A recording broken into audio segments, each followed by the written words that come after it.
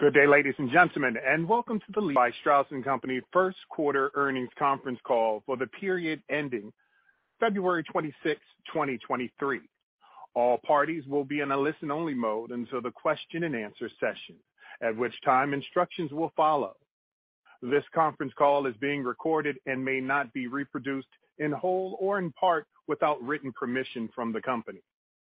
This conference call is being broadcast over the internet, and a replay of the webcast will be accessible for 1 quarter on the company's website at levistrauss.com. I would now like to turn the call over to Ida Orphan, Vice President of Investor Relations at Levi Strauss & Company. Thank you for joining us on the call today to discuss the results for our first fiscal quarter of 2023. Joining me on today's call are Chip Bergh, President and CEO of Levi Strauss, and Harmit Singh, our Chief Financial and Growth Officer.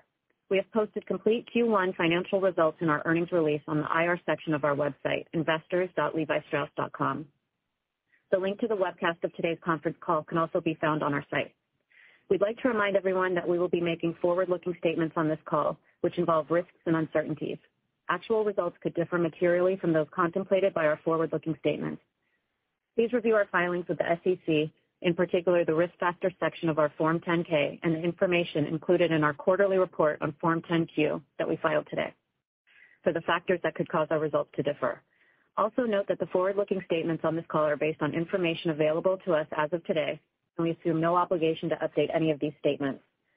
During this call, we will discuss certain non-GAAP financial measures. These non-GAAP measures are not intended to be a substitute for our GAAP results. Reconciliations of our non-GAAP measures to their most comparable GAAP measure are included in today's press release.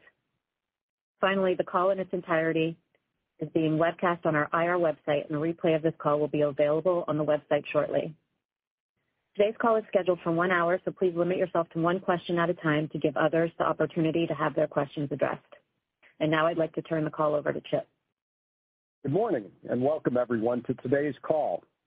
Coming off 26% constant currency growth in our year-ago period, we're off to a solid start to the year. We grew first quarter revenue 9% in constant currency and 6% on a reported basis to $1.7 billion, while driving strong progress on inventory and advancing the key initiatives of our strategic plan. In our direct-to-consumer business, growth accelerated to 16% in constant currency, with record DTC sales representing 42% of global revenues, 3 points ahead of last year. We delivered strong growth globally. Our international business grew 11% in constant currency, accounting for 56% of our total revenues. And even excluding the planned acceleration of wholesale shipments to support our U.S. ERP implementation, we achieved solid top-line results and exceeded our expectations for EPS. Our performance this quarter clearly demonstrates our strategies are working, driven by the strength of our brands, the growth of our direct-to-consumer business, and the benefits of a globally diversified business model. We continue to make progress against our 3 strategic priorities, leading with our brands, prioritizing our direct-to-consumer business, and diversifying our portfolio. Please note that for the balance of our remarks, Harmit and I will reference year-over-year revenue growth in constant currency. Starting with our first priority, leading with our brands. Beginning with the Levi's brand, we grew market share again this quarter, achieving share leadership in the U.S. amongst the key 18 to 30-year-old target consumer group, and we continued to grow share in women's denim bottoms, closing the gap to the number 1 position. In the quarter, the Levi's brand was up 9%, with our men's bottoms business delivering a record Q1 and women's bottoms achieving its highest revenue of any quarter. Men's bottoms grew 9% with growth across all geographic segments, and we continue to fuel momentum in women's bottoms, which grew 18%. We're planning a steady cadence of newness through the year, and we continue to lean into trends, like with our newly launched women's XL balloon and Naughty's boot, and the shift in rise from high to mid and wider leg openings, all of which drove solid growth in the quarter. 2023 is an important year for the company, marking our 170th anniversary and the 150th of our iconic 501, the blueprint for today's modern blue jeans. As we celebrate the heritage of our namesake brand, we're using this important milestone to cement the next generation of Levi's fans. In February, we launched our largest coordinated global marketing campaign, The Greatest Story Ever Worn.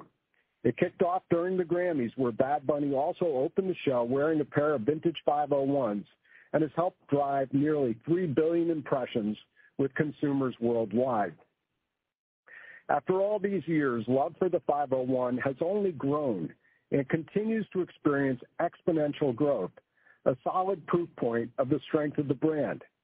Q1 net revenues were up 25% on top of 50% growth last year, and revenues for the 501 this year are expected to reach close to $800 million, which is nearly 70% higher than pre-pandemic on a reported basis. As we move through the year, we're infusing energy and newness into our iconic 501 through new launches for him and her, inspired by historical fits. We also have a robust lineup of collaborations planned, like our recent drop with the iconic streetwear brand Stussy, which sold out in 1 hour, and an exciting partnership with New Jeans, the popular K-pop girl band, furthering our ambition to engage younger consumers. Our global DTC business delivered a record quarter, up 16% versus year ago, driven by positive comp sales and traffic growth across brick-and-mortar mainline and outlet stores in all geographic segments, as well as e-commerce. Our U.S. DTC business also achieved another record quarter of revenue, with especially strong performance in our U.S. flagships and larger tourist destinations. We continued our store expansion in Q1, opening 25 Levi's stores globally, including 5 mainline doors here in the U.S. The investments we're making to elevate our consumers' digital experience and strengthen their digital connection to our brands are paying off. Even with consumers returning to our stores in large numbers, our e-commerce business grew 14%, driven by broad-based global growth and across all brands, including Levi.com, which was up double digits. We continue to expand the breadth of our offering online while improving the user experience. Our loyalty membership was also up almost 40% in Q1 to nearly 25 million members, and this continues to translate to a higher level of spend among loyalty members. Our direct relationships with consumers and continued strong performance in our international wholesale business helped mitigate the impact of softer U.S. wholesale revenue. Global wholesale grew 4%, driven primarily by Asia and Canada. In the U.S., we accelerated approximately $100 million of revenue from Q2 to Q1, primarily due to our Q2 ERP implementation. As a result, our U.S. wholesale business grew low single digits on top of last year's strong 25% growth. Additionally, while our core consumer has generally remained resilient, we continue to experience demand softness from the value-oriented consumers, most notably impacting our Signature and Denizen brands. As for our diversification strategy, we continued the strong momentum we have achieved in each of our major growth opportunities, with international, women's, tops, and our other brands, Dockers and Beyond Yoga, each contributing positively to the first quarter growth. International revenues were up 11%, or 14% excluding Russia. Europe saw 6% growth, excluding Russia, with most markets growing, including our largest markets of France, the UK, and Germany returning to growth. Asia continued its strong momentum, up 22%, as we experienced growth across all markets other than China. In China, after the zero COVID policy was lifted, we have seen a bounce back in traffic, with our latest results trending back to pre-COVID levels. Total company women's revenue grew 12%, led by strong double-digit growth in both the Americas and Asia. Our tops business grew 4%, following 16% growth last year, with strong performance in our DTC channel, up 12% for both women and men. And our other brands performed well in the quarter. Dockers continued to build momentum, with net revenues up 29%, driven by broad-based double-digit growth across geographies and channels, with DTC especially strong. Dockers e-commerce remained robust with over 30% growth, in part supported by increased repeat customers and the brand's loyalty program, which is now driving over 30% of sales in this channel across the U.S. and Europe. And Beyond Yoga continues to make solid progress with revenues up 11%, driven by DTC, AURs, and volume, and continued success with the brand's expanded line of dresses. Our first 2 stores are off to a good start, with 2 more planned to open in Q2, along with several further openings through the balance of the year. Finally, Michelle Goss has now been with the company for 100 days as company president, responsible for the Levi's brand and our global commercial and digital operations. As I expected, she and I are working together really well, with both of us determined to make this a very successful transition. She has, not surprisingly, landed great inside the organization, establishing her leadership very clearly on her business. Her deep retail and e-commerce experience is obvious to the organization, and she is already identifying both executional and organizational opportunities, which will help us accelerate profitable growth in our DTC, women's, and tops businesses. I was excited and confident when we hired Michelle as my eventual successor, and I'm even more optimistic about this company's future today than I was before. And with that, I will turn the call now over to Harmit.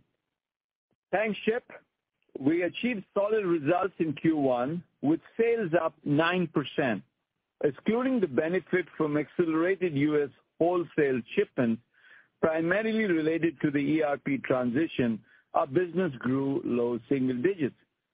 Focus on our strategic initiatives and the structural shift in our business fueled our results, with our international business and direct-to-consumer channel driving almost 70% of the growth in the quarter. And we made significant progress reducing our inventory, with total inventory dollars and units down meaningfully. We have achieved this in part by taking deliberate actions to clear inventory in the U.S., as well as reducing receipts in H1, putting us in a stronger position as we move through the balance of the year. We remain committed to controlling costs with a focus on discretionary expenses while continuing to invest for the long term, including opening 18 net new stores and our ERP implementation in the U.S., following 2 successful implementations in Canada and Mexico. And despite the beat we delivered this quarter, we are maintaining our annual revenue and EPS guidance range, reflecting a cautious outlook on the macro environment, even as we remain excited about the momentum in our direct-to-consumer and international businesses and the progress we're making against our strategies. I will now provide more color on our Q1 performance and 2023 outlook. Net revenue increased 9%, driven by continued global momentum in our direct-to-consumer business. International revenues were up 11%, with greater than expected results across most markets, while the U.S. was up 6%. AURs were up mid-single digits, driven by broad-based growth across geographies, genders, categories, and brands. Our direct-to-consumer channel sequentially accelerated, with net revenues up 16%, driven by broad-based positive comp sales growth on top of extremely strong first quarter comp sales last year, driven by higher traffic and higher volumes across geographies, including in the U.S. and Europe. Adjusted reported gross margin was 55.8%, 360 basis points below last year's record 59.4%, but 120 basis points ahead of 2019 pre-pandemic levels. The deliberate actions that we took to reduce inventories in the U.S. that I mentioned a moment ago, coupled with a more promotional environment, resulted in greater than expected pressure on gross margin in the short term. But the inventory level sets us up in a stronger position as we move through the year. Gross margin benefited from price increases, lower air freight expenses, and favorable channel mix, despite a negative 40 basis points impact from accelerated wholesale shipments. However, those benefits were offset by several largely transitory factors, including a 200 basis points impact from higher product costs, reflecting record cotton prices, higher ocean freight, and demurrage charges, as well as nearly 300 basis points impact from lower full-price sales. As we move through the year, the headwinds impacting gross margin should begin to recede, including from product costs given lower cotton pricing, freight and demurrage, as well as lapping lower full-price selling and unfavorable effects from H2 last year. And the key contributors to our structurally higher margins that we have spoken to you about, such as favorable channel, geographic, and women's mix, will continue to benefit margins. Adjusted SG&A expenses in the quarter was $757 million, up 7% from last year, driven primarily by four-wall investment in support of the higher DTC sales and A&P investment to support our 501 marketing campaign, for which the spend is skewed to the first half of the year. While adjusted EBIT margin came in line with our expectation at 11%, down from 14.9% last year, the decrease was driven almost entirely by the decline in our gross margin rate. Adjusted diluted EPS was 34 cents, with a penny negative impact from foreign exchange. I'll now take you through our key highlights by segment. In the Americas, net revenues grew 7%, driven by the strength in DTC. The channel was up low double digits in the U.S. and achieved our second quarter of record revenue. Overall, Canada was up double digits, and Latin America grew high single digits, driven by increases across nearly all markets in the region. Europe returned to growth, with net revenues up 6%, excluding Russia, on top of 21% growth in the prior year, driven by our DTC business. Geographically, growth was seen across most countries. Our largest markets, France, the UK, and Germany, were collectively up low single digits, while Spain and Italy were up double digits. Strong demand for the Levi's brand in Asia continued, with revenues accelerating to 22% growth, driven by all channels and markets outside China, led by India. Asia ex-China was up 28%. As Chip mentioned, we are seeing trends improve in China and now expect China to turn profitable this year. Asia operating margins also expanded 160 basis points to 18.5% due to higher revenues and lower SG&A.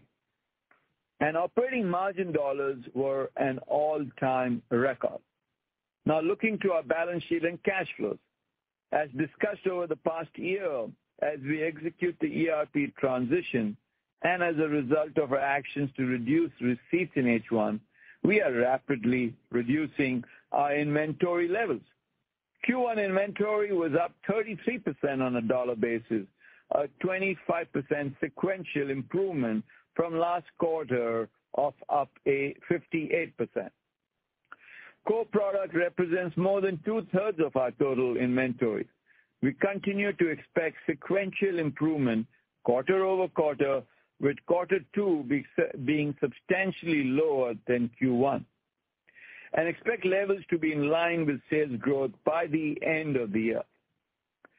Adjusted free cash flow was negative $272 million in the first quarter, driven by the timing of capital and the implementation of our ERP. As a result of this, we used our revolver to support our cash position. As we sequentially improve our inventory through the year, we expect free cash flow to turn positive, enabling us to pay back our ABL draw.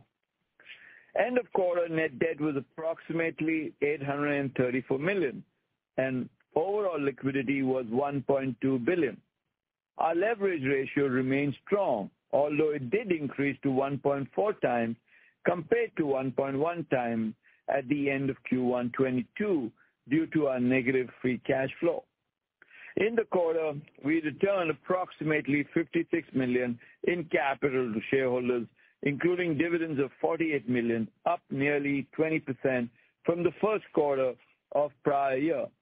And in Q2 23, the company declared a dividend of 12 cents per share in line with last quarter. Moving on to our outlook.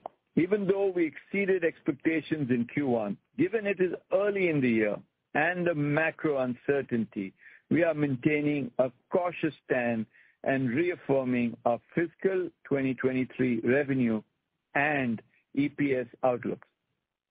We continue to expect net revenues between $6.3 billion and $6.4 billion, reflecting reported growth of 1.5% to 3% year-over-year, and EPS in the range of $1.30 to $1.40. While we're maintaining our guidance overall, the way in which we get there has changed from previous expectations. We expect the strong momentum in our global DTC and international businesses to offset softer wholesale trends in the U.S. and Europe as retailers continue to be cautious with their open-to-buy. As a result, for the year, we expect nearly 60% of Levi's brand revenue coming from international and DTC as a mix of our total business in the mid-40% range. Our DTC channel and international businesses are both fast-growing with tremendous opportunity given our under-penetration in these categories and, importantly, our high gross margin businesses. In reported dollars, we continue to expect low single-digit growth in the Americas for the full year, as strong growth in our U.S. DTC business and Latin America will be tempered by U.S. wholesale. We are pleased to see Europe return to growth in Q1, driven by the strength in DTC, with trends coming in better than expected. The outlook has improved, but is still within the previously guided range of up low single digits. And based on the stronger trends we are seeing in Asia, we now expect low double-digit growth and improvement from mid-single-digit growth in our previous guide. As I mentioned last quarter, we continue to expect 23 to be a tale of two halves, with the first half weaker and the second half considerably stronger, given a number of factors, including the year we are lapping, promotional levels, record cotton prices impacting COGS in H1, and supply chain disruptions progressively getting better. I will now provide color on Q2 and the full year. For the second quarter, the over-delivery reported in Q1 will temper growth in Q2, but will not have an impact on the first half or full year. In Q2, we now expect revenues down high single digits to low double digits, given that we are in our ERP implementation and associated downtime. Our ability to ship product in the U.S. in excess of what we have contemplated in our guide is limited. Q2 gross margin is expected to meaningfully improve versus Q1 as a result of a higher contribution from DTC, but will be down slightly to last year's. And we continue to expect SG&A to be up mid-single digits relative to a year ago. In respect to the full year, given the higher levels of promotion than we previously anticipated, we now expect full-year gross margin to be down approximately 50 basis points versus prior year's 57.5%. We remain confident that second half gross margin will sequentially improve as headwinds moderate. And we now expect the full-year tax rate to be low to mid-teens versus our prior expectations of mid to high teens. Prior to Q&A, I'd like to make three key points. First, while we expect to face continuing challenges through the year, the strength of our brand gives us confidence in sustaining our top-line momentum, and our Q1 performance serves as a proof point that our strategies are working.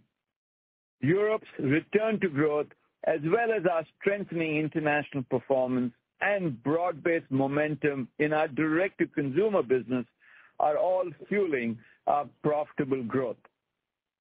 2, gross margin will progressively improve as we move through the year and headwinds abate, and we expect to end the year with gross margins above 57% on our way to our long-term goal of 60%. And 3, we will continue to focus on controlling the controllables by reducing discretionary spending while continuing to invest in growing DTC as we open new doors, grow comp sales, and accelerate e-commerce. With that, I'll now go ahead and open the call for Q&A. Thank you. The floor is now open for questions.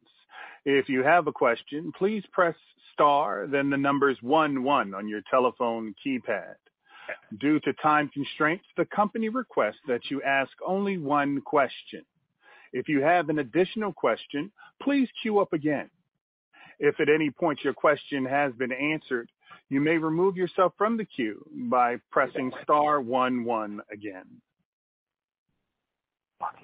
Thank you. Our first question comes from the line of Bob Drbul of Guggenheim.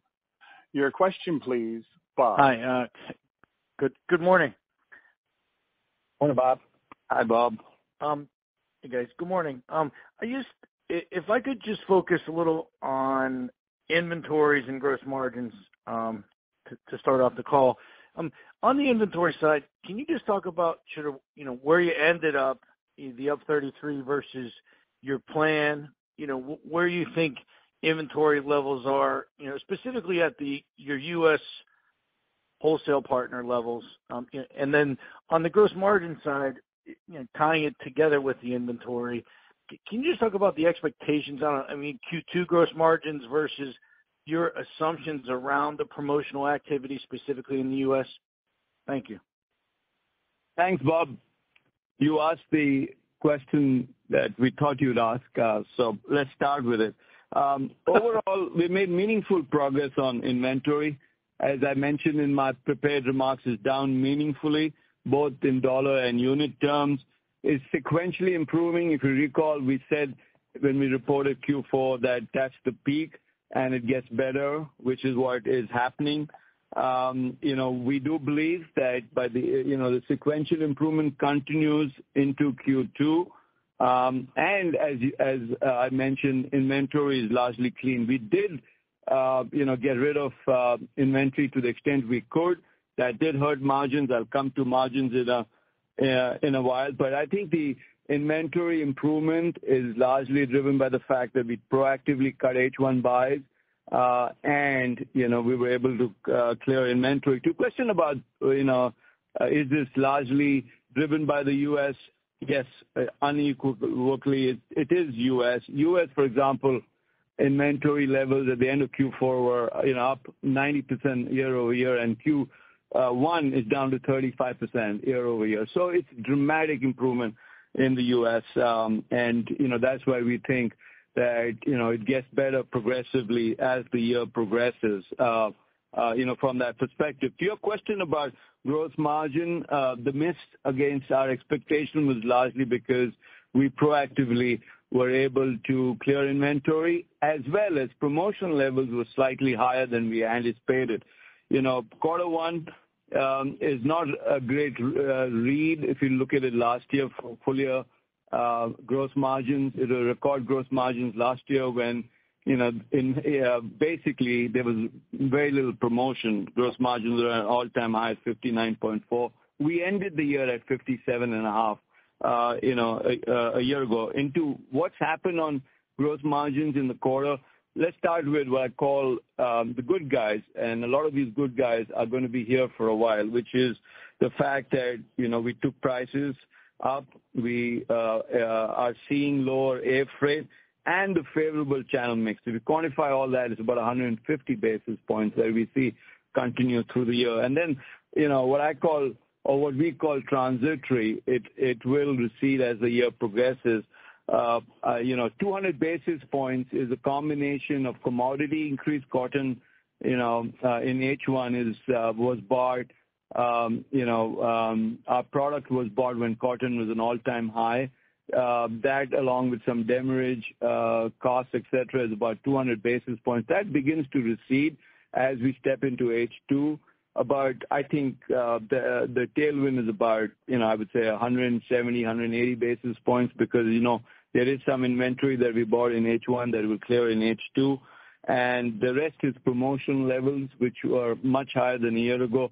The two pieces, one, last year this time we didn't really sell anything under the full price. Now we're selling something a little higher, and then promotion is high. We expect, and we're conservatively anticipating this. It's difficult to predict, but we're anticipating that promotion levels continue through the year. So as you think about the year annual expectation on gross margin, I think we're going to be about, relative to last guidance, about 70 basis points down at the end of the year.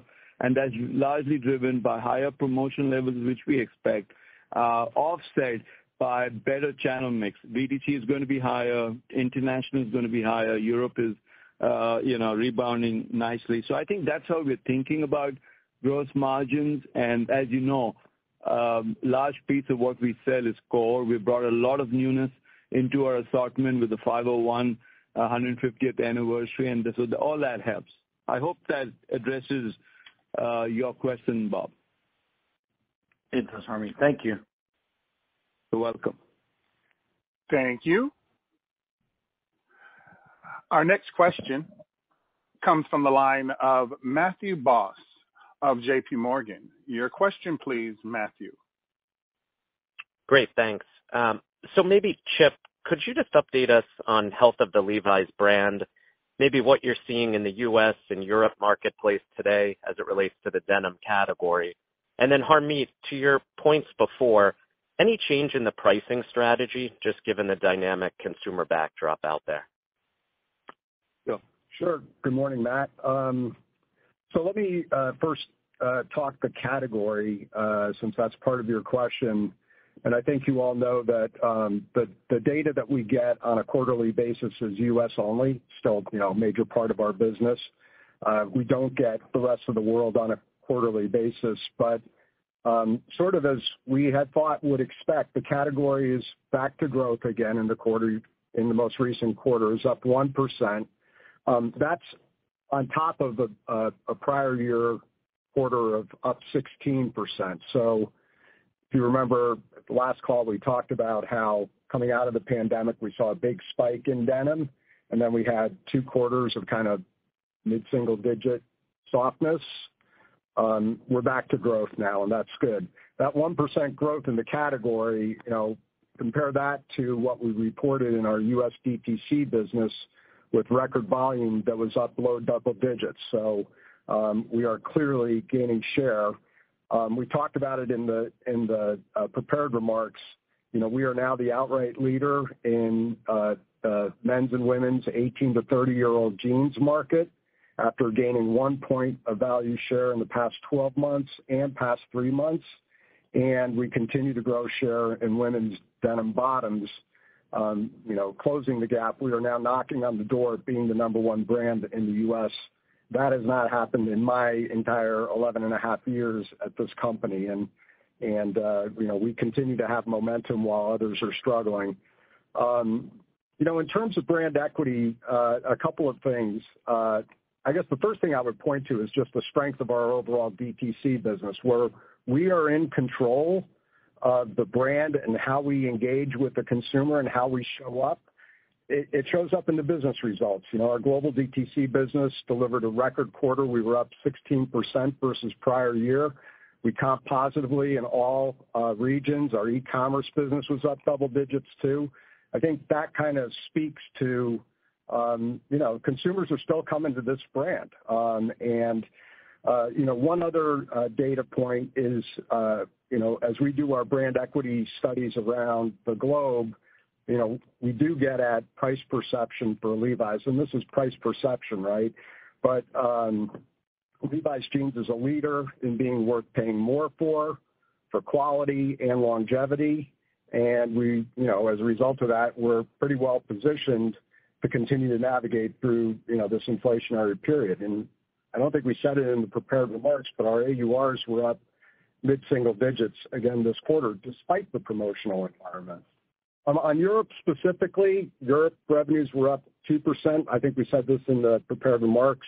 That up 6% excluding Russia, sequentially improving versus last quarter, again, driven by the strength of DTC, which was up 16% excluding Russia.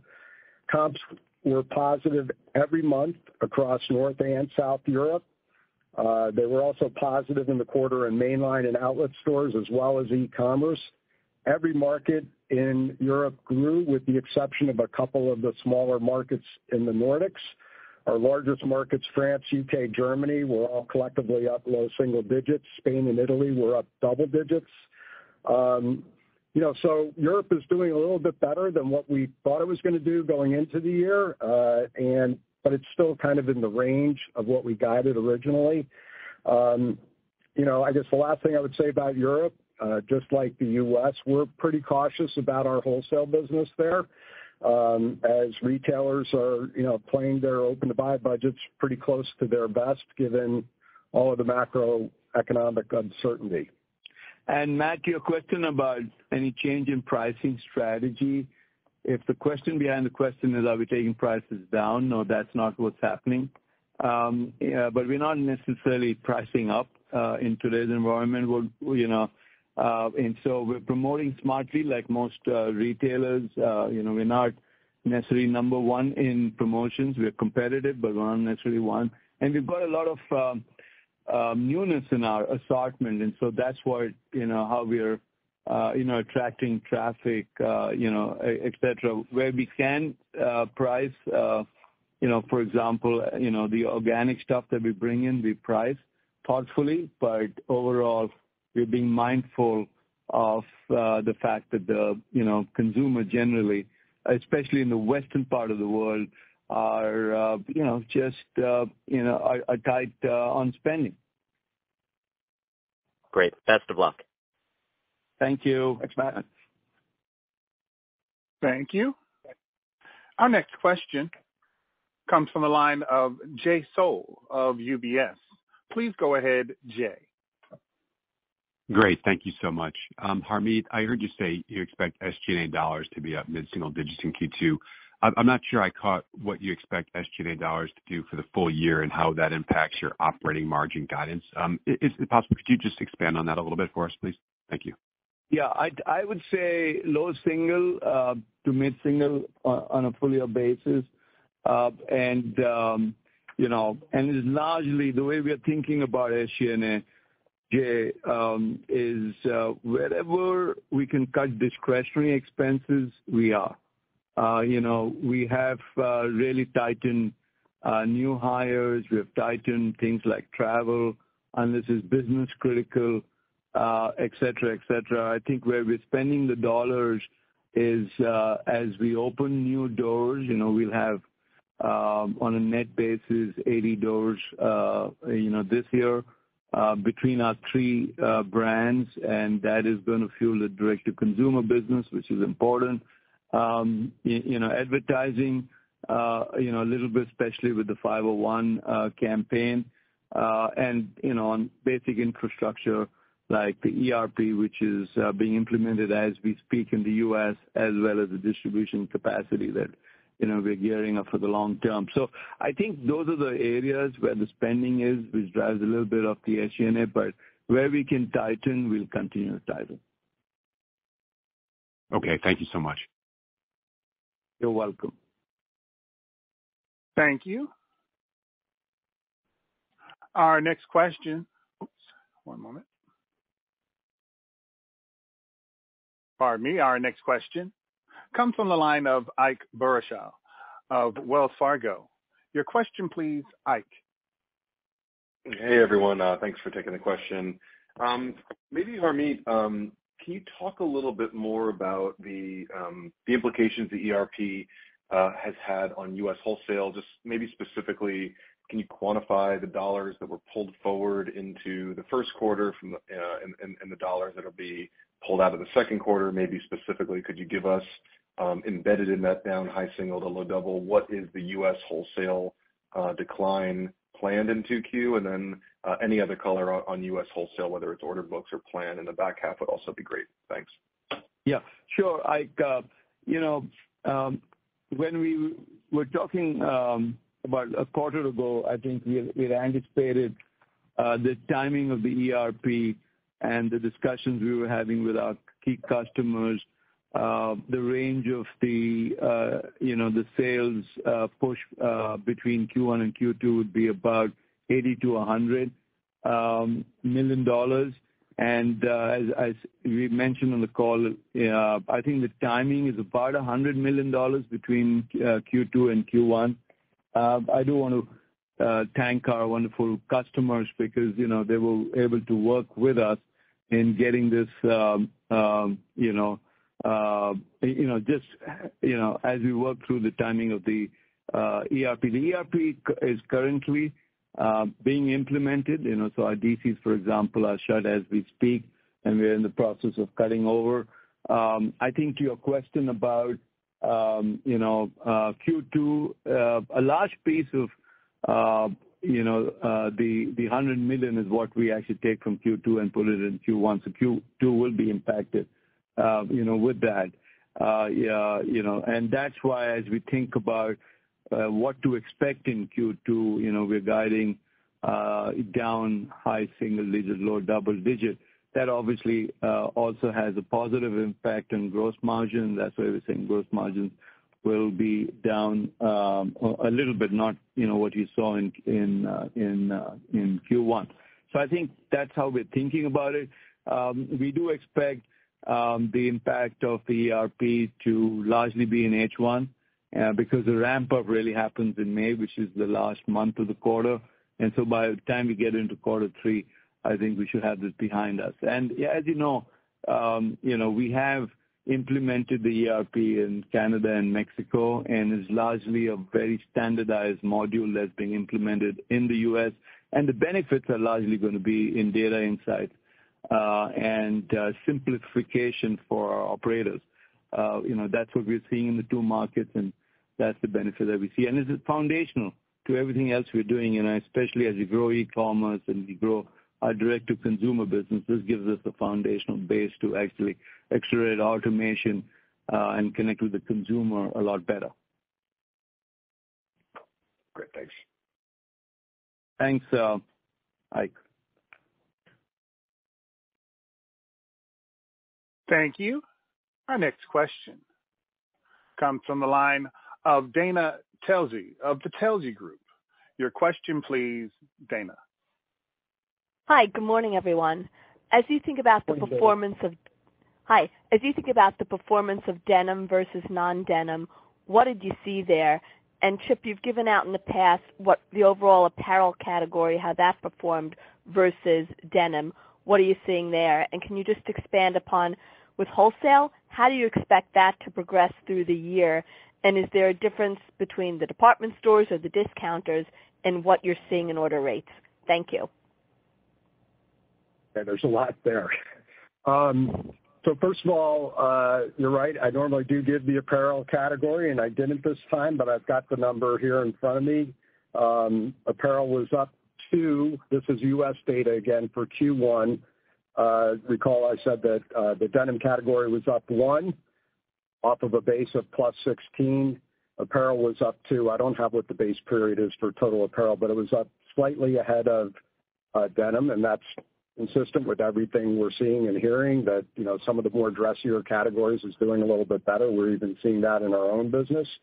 Our non-denim business has done pretty well. It was up low double digits as well. Some of our best-selling items right now are chinos and cargos and things like that.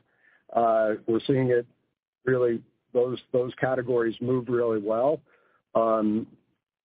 What else was in the question? Yeah. So I think, Dana, you asked about our expectations for wholesale. As you know, or I just want to clarify, if you think of the U.S. wholesale business, and the year we're lapping is important. The first half, I think the U.S. wholesale business was up close, a little over 20%. 25 in Q1, 20 in Q2, and so we are lapping strong numbers, and then we have the ERP timing. Our expectation for the year, and this is wholesale in total, our expectation for the year is down in the low to mid single digits, but made up by our direct-to-consumer business. So I think if you think of the business structurally, this is going to, our direct-to-consumer business, which is about 42%, but for Levi's is close to the 45%, continues to get stronger. And strategically, that's really what we said in Investor Day. This is a business that should head towards 55%. So it gets stronger, the gross margins are better, et cetera. So, I think 23 is a good reset year from that perspective. And we're taking, it's unfortunate what's happening in the Western world in terms of the macroeconomics, but if the company emerges structurally a better company at the end of the year, it's a good thing.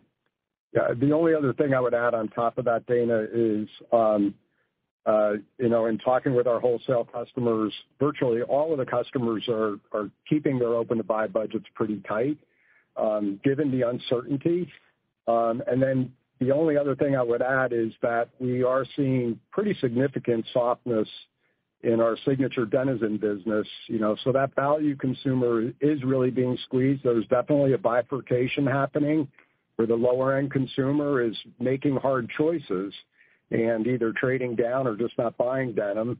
And but that middle-income consumer and up, which is kind of the sweet spot for the Levi's brand, is doing well and is still buying denim, and that is driving the growth of the Levi's business, the growth of our DTC business, and the strength that we are seeing in our direct-to-consumer business. Thank you. Thank you. Our next question comes from the line of Paul Lejuez of Citi. Your question, please, Paul. Thanks. It's Tracy Kogan filling in for Paul. I don't think I heard you talk about 3Q, and I was just wondering if you're still expecting high single-digit sales growth there, and if you have anything, like order books to support or give you confidence in that growth. Thanks. Yeah, no, Tracy, hi. Good to connect.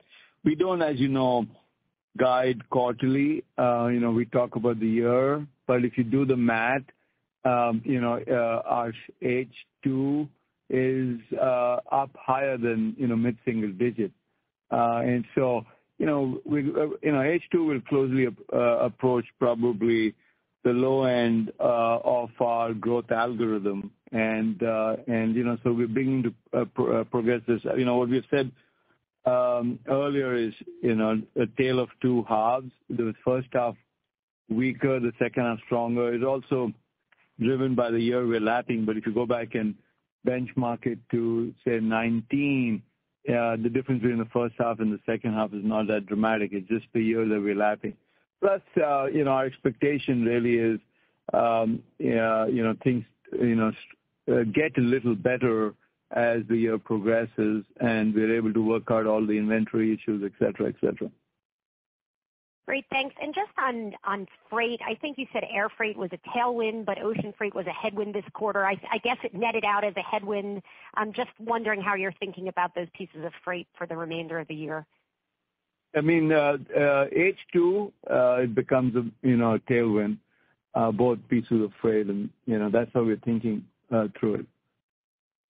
Great, thanks very much, guys. Bye. Thank you. Our next question comes from the line of Laurent Vasilescu of BNP Paribas. Your question, please, Laurent. Good morning, Chip. Harmit, thanks for taking my question. Harmit, I just want to square away some math here. I think in your prepared remarks, you mentioned that DTC should be about mid 40% of the percentage points of the overall sales for the year. Does that imply global wholesale would be down high single digits? I might be off with the math, but just wanted to confirm. And if that's the case, how much of that decline is coming from U.S. wholesale? And then maybe drilling down further, just curious, I think last quarter you mentioned that mass was down high teens. Just curious to know how you're thinking of how it performed this quarter and how you're thinking about it for the full year. Yeah. So the mid-40s is largely Levi's. If you think of the company, Dockers, has about 30% of the business is DTC, and Beyond Yoga, it's half the business. But if you think of the company, we are a little better than 42% at the end of the year. That's the projection. So if you do run the math, our view is global wholesale is down in the low mid-single digit, and it's largely the U.S. and Europe, where, as Chip mentioned, our customers have cautious in the open to buy, and we are building that into our expectations and really focused on driving our direct-to-consumer business. If things change, obviously you'll see that roll into the numbers, from that perspective. Very helpful. And any color on the mass channel, how it performed this quarter, and how you're thinking about for the year? Yeah. So the mass channel was down about 13%. In quarter four it was down 19%. It was lapping a 10% growth quarter in 2022, and we're planning it down. We're planning it down, a low double digit. Again, we sell to two wonderful customers, largely Signature and Denizen, and they're cautious in the open to buy, and we're reinforcing it. Good news for us is one of the customers, we are, taking women's out, Denizen women's out of doors and really, working with them to grow our Levi's Red Tab, and that does help feminize the brand. Very helpful. Thank you very much. Thank you. Our next question comes from the line of Brooke Roche of Goldman Sachs. Please go ahead, Brooke.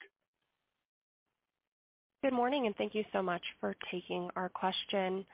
I was wondering if you could talk to the sell-through trends that you're seeing in U.S. wholesale for the core Red Tab business, and how consumer engagement with the brand at wholesale may be differing relative to the stronger trends that you're seeing in North America DTC.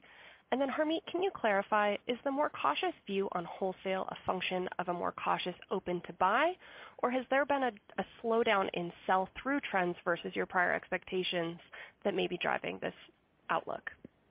Yeah. So, March is, as you all know, it's a very difficult month to read, because of tax refund checks, the weather, and so I think as we think about the quarter, April, for example, it's early days, but we've seen traffic come back and things are looking a lot better.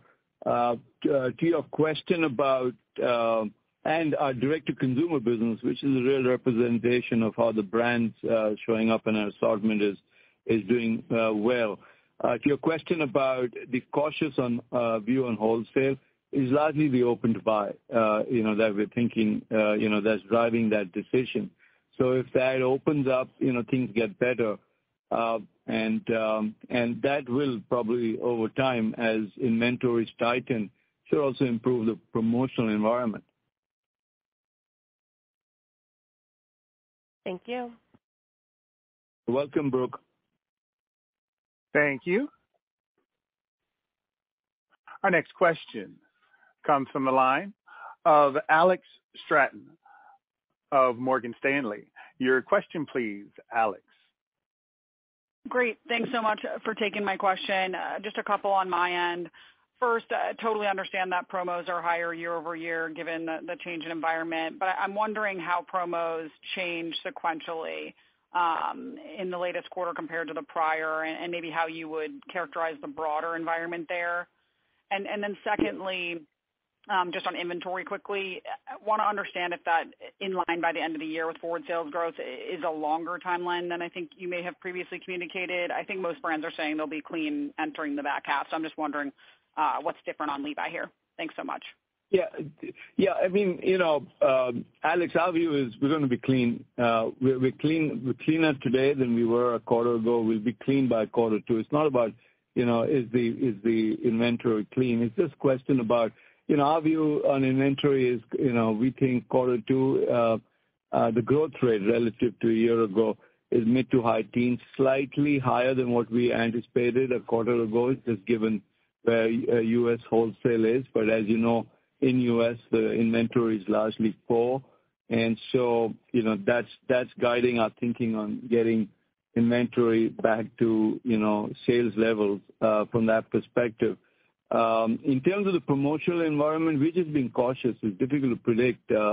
And so, in our latest expectation of gross margins, we have built in, slightly higher promotions levels in H2. Now, if that doesn't pan out, obviously that translates into higher gross margins, but that's really factored into expectations. The only other thing I would add is keep in mind that the base period promotional environment changed pretty dramatically between first half and second half. Last year, first half, there were all the supply chain issues and a lot of people didn't even have enough products, so everything was being sold at full price. And then the second half, it started to get a lot more promotional. So the year-over-year change is quite dramatic in the first half for us. The year-over-year change in the second half should be much less dramatic and have less of an overall impact on the gross margin. I think I think if you're trying to understand, Alex, the progression of gross margin, so last year Q1 was 59.4, ended at 57, to the point Chip was making because it got promotional as the year progressed. This year Q1 is 55.8.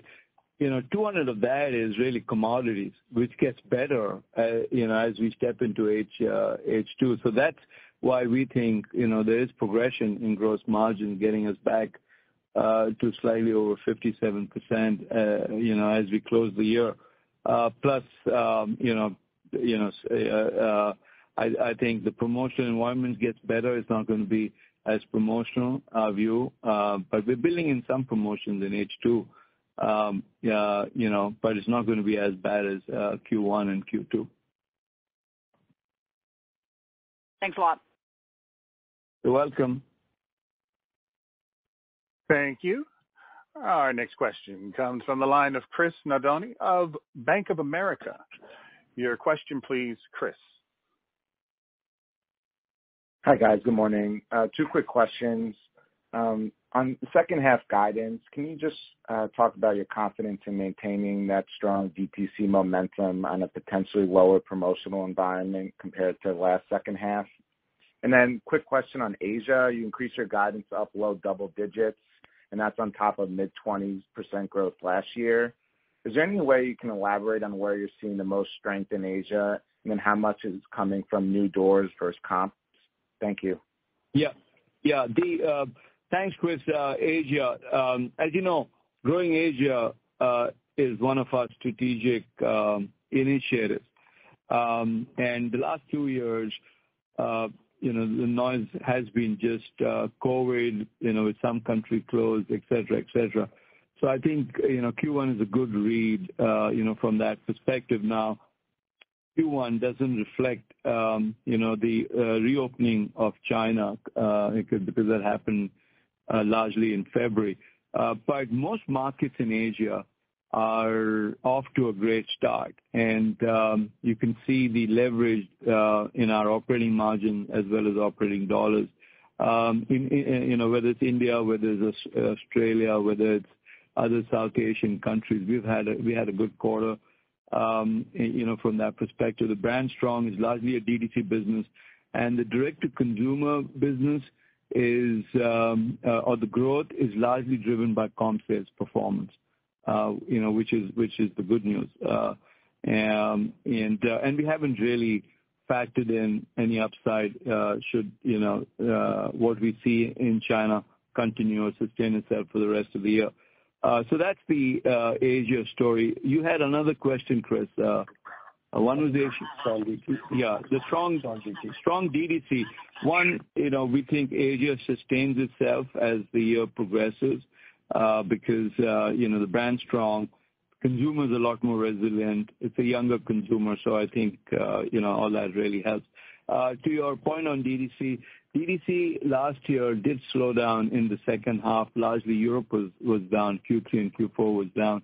And we've seen Europe rebound. The consumer in Europe, our view is a lot stronger than everybody anticipated. And, while wholesale customers continue to be tight on the open to buy, we see the DTC growth continue. The other piece is, we do have a new chief digital officer, and Michelle's putting a lot more emphasis on driving our retail performance. And I think those things definitely will benefit us because there is low-hanging fruit. And as we continue to focus on improving execution, our operators on the ground do a good, great job, but there are clear opportunities. And I think as we continue to optimize that, we will continue to see DTC performance improve.